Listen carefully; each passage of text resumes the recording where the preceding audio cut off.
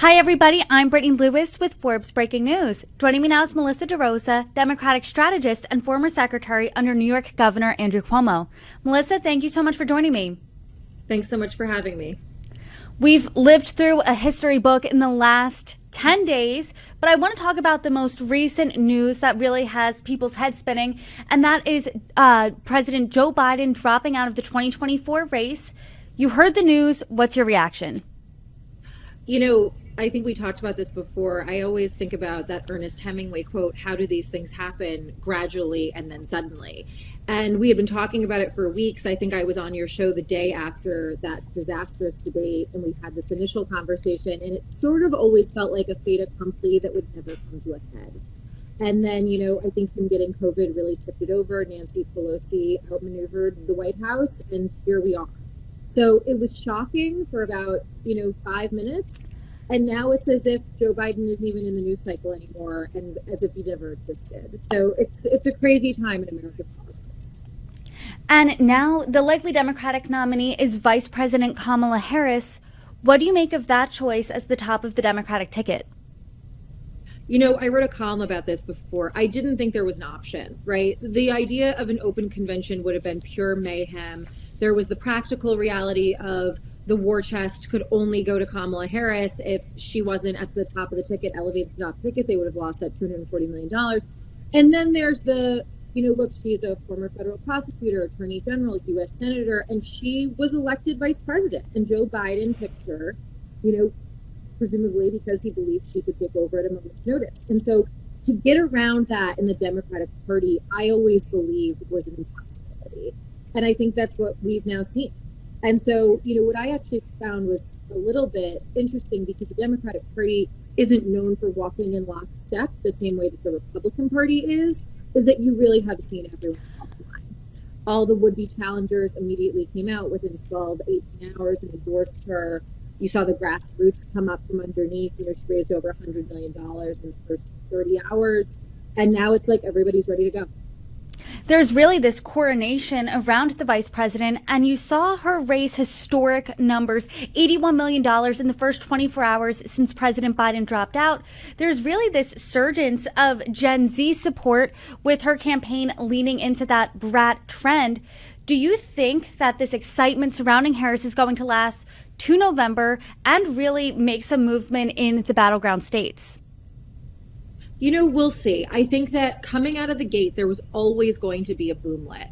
We were living through this period of time in the media where you had the party, in massive turmoil. You had the media out with pitchforks, and they were chasing Joe Biden off the stage. And historically, Kamala Harris is not popular. But now she's on the stage and she's getting her shot. And the way I feel about it is not overly cocky, not overly confident, but that we are undeniably in a better place today than we were 3 weeks ago. And so I think that she's got her chance, and now she's got to step up to the plate. And I think the last 48 hours have proven that she has that ability. So it's now on her to sustain through. Like I said, it really has been this coronation of Kamala Harris. But if we remember 4 years ago when she ran for president in 2020, she dropped out before Iowa even had their caucus. So do you think, what were her biggest mistakes back then, and how does she avoid them now, especially because she doesn't really have much runway left, less than 4 months out from November? Well, it's a totally different race, right? Because back 4 years ago, she was running in a Democratic primary. And so the politics of the Democratic primary were very different. And the people that you were choosing between were very different. We were living in a moment when Pete Buttigieg was having, his star moment. Joe Biden was lining up support in South Carolina. I think she sort of knew that if he was taking off, she wouldn't. And so this is just a totally different dynamic. I think the way that she is going to win this race in November is successfully prosecuting the argument for why she is best positioned to keep the party going in the right direction, and why reversing to a presidency under Donald Trump, which was chaos, which was turmoil, which was waking up every morning and him tweeting at dictators, that it's not something we want to go back to. And this is a fundamentally different race than it was a month ago.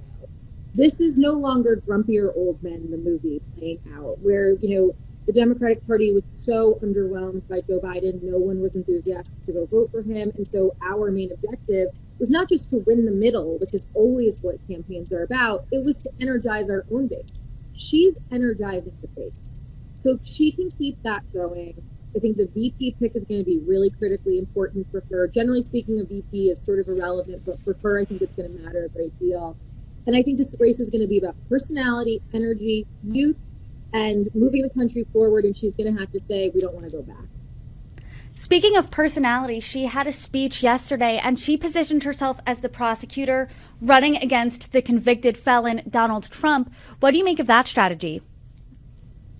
You know, I don't know that Donald Trump's legal issues are going to play much of a role regardless of how she's trying to present herself. I know that it energizes the base, but I don't think it wins the middle. We see that in poll after poll after poll. People are sort of numb to his legal woes. You know, I think a lot of the country thinks DOJ has been politicized, the FBI has been politicized. That's something that we see time after time in focus groups.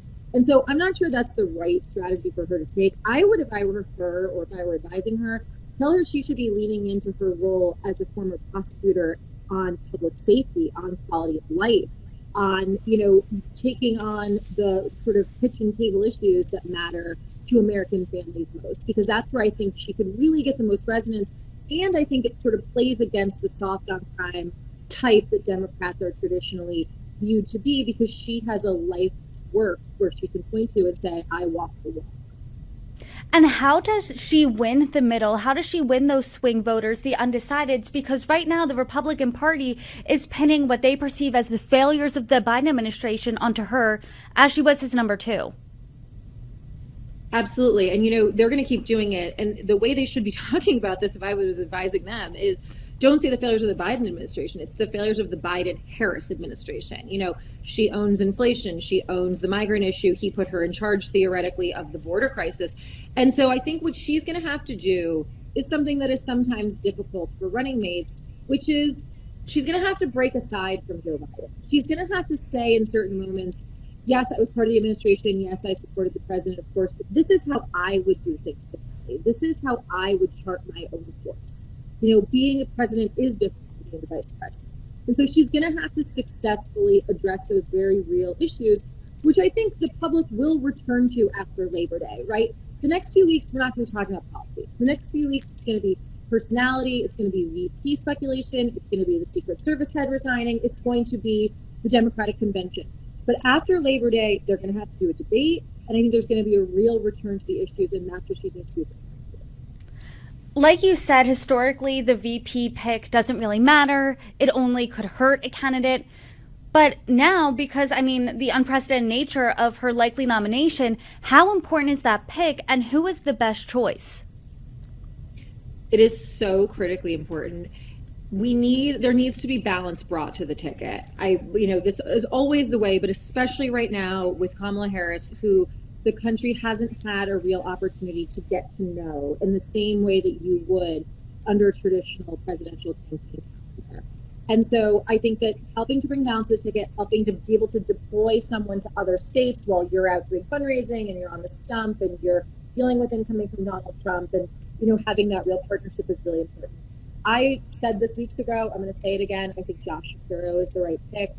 He comes from Pennsylvania that has 20 electoral votes. You know, there's a lot of speculation about Gabby Giffords' husband, the U.S. Senator from Arizona. Arizona has 11 electoral votes. At the end of the day, this is a contest. It's about math. It's about strategy. And I think that both gentlemen are very well qualified. I think that Pennsylvania just gives you more mathematically. And I think that at this point, as crass as it may sound, that's how we have to be looking at it. As we sit here right now, I mean, we are live to tape, and I want to get this out as fast as possible because the news cycle's moving so fast, everything can change. So less than 2 weeks, we saw two monumental historic events. Former President Donald Trump survived an assassination attempt. President Joe Biden dropped out of the race. Given the nature of those seismic events, has everything we fundamentally knew about this race now changed? Absolutely.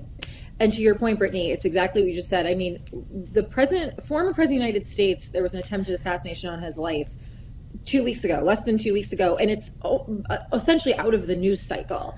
And so the thing I keep trying to caution people about, because there's been so many twists and turns, is we have no idea what's around that. Things could look dramatically different in September than they even look today. Yes, there's a lot of energy right now. Yes, she got historic numbers. Yes, it feels really good, and it feels like the wind is returned to Democrats back. But that could look very, very different in September. We're living through this unprecedented moment. I don't expect that.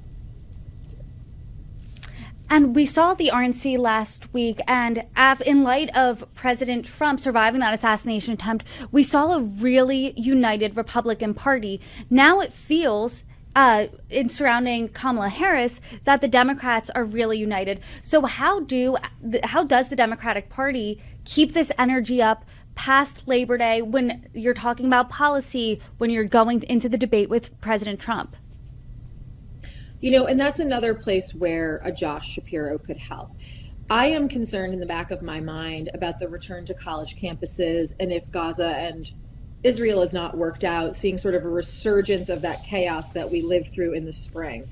And that's something that's very Democratic Party specific in terms of the splinter of what happened. And we have to hold the party together. The Republicans have been undoubtedly.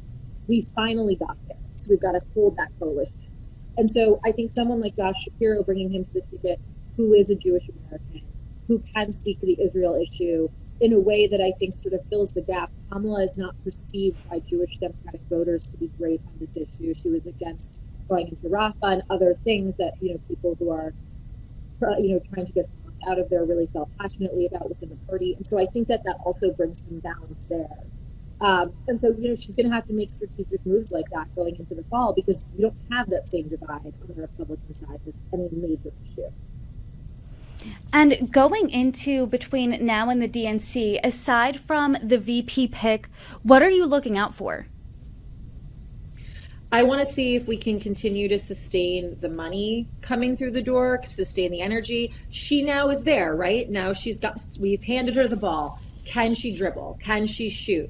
Can she score? She's going to have to go out and do interviews. She's going to have to go out and do rallies. She's going to draw major crowds, and she's got to land some punches. And so that's what we should all be looking for. If I were them, I would wait until as close to the convention as possible on the VP choice in order to keep the momentum going and the guessing going and the news cycle being about that excitement and energy and who's it going to be. But that's what we need to be looking for. And frankly, I'm interested to see what the Republicans do, because I was shocked at how flat-footed they appeared on Sunday. She was chosen. They didn't have a slew of ads ready to go. They're sort of fumbling around their messaging right now. She has an annoying laugh. She sounds crazy. Like, these are not going to be things that win over the middle, right? So I think that it's going to be interesting to see sort of how they find their footing on their attack lines against her and how she really performs, because now all eyes are on her. President Biden really caught a lot of people flat-footed on Sunday when he made that announcement right before 2 p.m. on a Sunday afternoon that he was dropping out of the 2024 race. And within the 48 hours since, Democrats have really rallied behind Kamala Harris, and the Biden campaign almost feels like a distant memory 2 days later. So what do you think President Biden's legacy is going to be? Time will tell what Joe Biden's legacy is. I remember at the end of the Clinton administration, everyone thought forever he would be remembered by Monica Lewinsky, because it was the last major thing that happened in his presidency. And at the end of the day, people remember that happened, but I think it's more of a footnote to his overall time in office. And with Joe Biden, I think in the short term, Joe Biden is going to be remembered for not handing the baton over soon enough. Unfortunately, that 90 minutes in the debate changing the course of history in this last month. And, as someone who essentially, it appears people in the highest levels of the White House could have engaged in some sort of a cover-up about his true, health and his mental acuity. And so I thought it was, Nancy Pelosi is the best politician of our lifetime. I don't say that lightly. The way that she engineered getting him out, and also making sure that everyone praised him on the way out the door and saying, you're a real, an incredible American, you're putting this country over party. I think that they said to him, if you do the right thing by the end of the day on Sunday, you will get that hero's greeting. And so I think at the convention, you're going to see a lot of that. I would imagine there will be videos and speeches and saying, the Democratic Party does what the Republican Party doesn't do. We put the country before ourselves. But I think we would all be kidding ourselves if it, at least in the short term, his legacy isn't tainted by what's happened in the last 3 months. And as you mentioned, the debate 3 weeks ago was the beginning of the end of President Biden's reelection campaign. How important is a debate between Kamala Harris and Donald Trump? I think it's it's funny because I generally don't think debates matter that much unless someone scores a major point or somebody, has a major gaffe. And then we saw the debate a few weeks ago, and all of a sudden, you're like, okay, debates actually matter. I think because it's going to be the first time they're on equal footing, it's going to be incredibly important. The bar was so low before. She is a prosecutor. She was in courtrooms. She was a district attorney. And so I think that, before you had Joe Biden, who could barely string a sentence together, and now you're going to have this very polished, articulate, strong woman who's used to arguing for a living. And what I'm more interested in is to see whether Donald Trump tries to wiggle out of debating her. If he tries to cancel the September 10th, which is the date, I think you're going to see a lot of people saying, "What, are you scared of a girl?" I think the dynamic is we're in such uncharted territories, but I think if he tries to weasel out of that debate, which I think that's what we should all be watching for, because I'm sure his advisors are saying you have nothing to gain there. She has everything to gain and you have everything to lose, but he's going to try to weasel out. But I think given the fact that he's going up against a woman, it makes him doing that hard for somebody with an ego the size of Donald Trump's. Well, there is certainly a lot to look forward to as we head into November, as we head into the convention, as we head into really the next day. So, Melissa DeRosa, thank you so much for coming on and breaking it down with me. Thank you for having me, Brittany.